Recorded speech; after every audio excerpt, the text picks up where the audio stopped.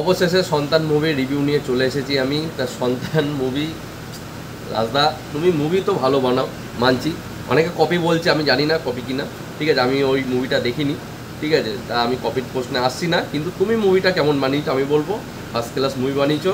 আর এরকম গল্প ভাই, এটা মানুষের রিয়েল লাইফের গল্প, এইসব গল্প মানুষের সাথে, অনেক মানুষের সাথে ডেলি হচ্ছে, ডেলি, ঠিক আছে, এটা ডেলি রুটিন টাইপের। অনেক ছেলে তার বাবা মাকে দেখে না, অনেক মেয়েও আছে তেমন তার বাবা মাকে দেখে না।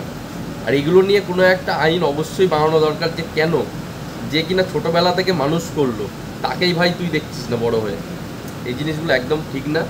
তা এই জিনিসটা নিয়েই মুভিটা বানানো। মুভিটা তো ভাই ভালো লেগেছে, কিন্তু মুভির স্টোরি তো আগের থেকেই জানতাম, ট্রেলারেই জানা হয়ে গেছিলো যে কী হবে না হবে, ঠিক আছে। তা যাই হোক, মুভিটা দেখতে খুব ভালো লেগেছে, তোমরাও একবার অবশ্যই গিয়ে সন্তান মুভিটাকে দেখতে পারো।